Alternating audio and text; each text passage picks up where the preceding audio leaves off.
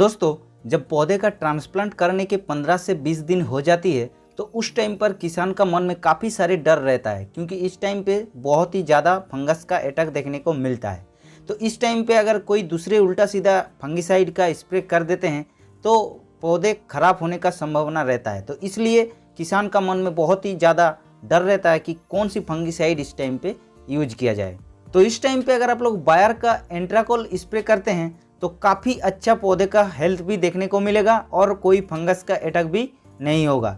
तो बायर का एंट्राकोल क्या है और उसमें क्या टेक्निकल मिलता है, डोज कितना है, प्राइस कितना है, कितने स्प्रे कर सकते हैं, कौन कौन सी क्रॉप में, उसके अलावा कौन कौन सी बीमारियों को कंट्रोल करता है, इसका रिजल्ट टाइम कितने दिन का होता है, क्या इसके साथ कोई दूसरे कुछ दवा मिला सकते हैं, तो पूरी डिटेल्स में बायर का एंट्राकोल के बारे में इंफॉर्मेशन के साथ बात करेंगे।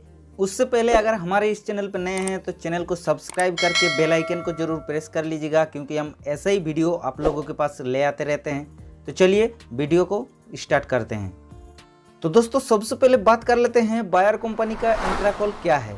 तो एंट्राकोल एक ब्रॉड स्पेक्ट्रम कॉन्टैक्ट फंगिसाइड है।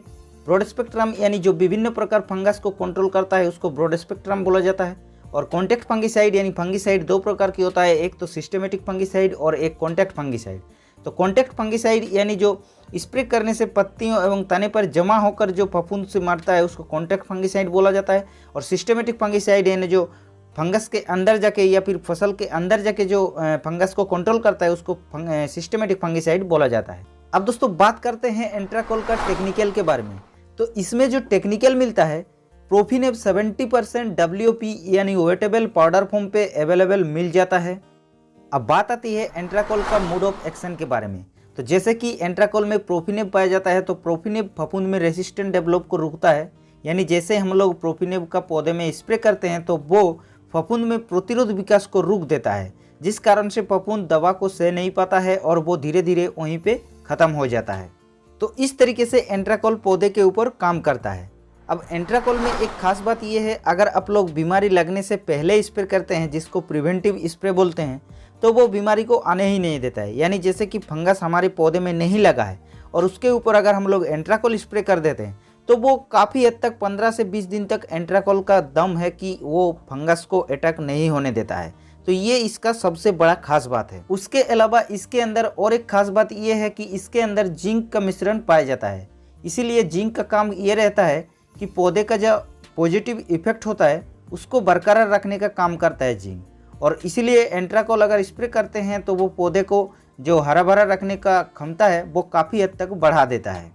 अब दोस्तों, सबसे बड़ी मेन बात आती है कि एंट्राकोल जैसे हम लोग फसल पर स्प्रे करते हैं तो वो कौन कौन सी डिजीज़ को कंट्रोल करता है, यानी कौन कौन सी बीमारियों को नियंत्रण करता है। तो सबसे पहले जैसे कि धान में ब्राउन लीफ स्पॉट और जो नैरो लीफ स्पॉट होता है उस दोनों को कंट्रोल करता है।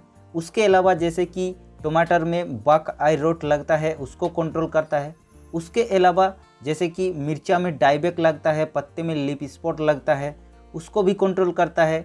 आलू में जैसे कि अर्ली एंड लेट ब्लाइट बहुत ही ज़्यादा खास है इसका, उसको कंट्रोल करने का। उसके अलावा जैसे कि एप्पल में स्केप बीमारी लगता है। उसके अलावा कोई भी अगर फसल हो तो उसमें जो फल में दाग दूग धब्बा लगता है उसको कंट्रोल कर लेता है। तो इस तरीके से इतने सारे बीमारियों को कंट्रोल करने का क्षमता एंट्राकोल के ऊपर पाया जाता है। अब दोस्तों बात करते हैं एंट्राकोल का डोज के बारे में। तो एंट्राकोल का जो डोज रहता है, जैसे कि प्रिवेंटिव अगर स्प्रे करते हैं तो 2 ग्राम पर लीटर पानी में घोल बना के स्प्रे कर सकते हैं। और अगर रोग आने के बाद अगर एंट्राकोल स्प्रे करते हैं तो 3 ग्राम पर लीटर पानी में मिला के स्प्रे करने से बहुत ही बेहतरीन रिजल्ट मिल जाएगा।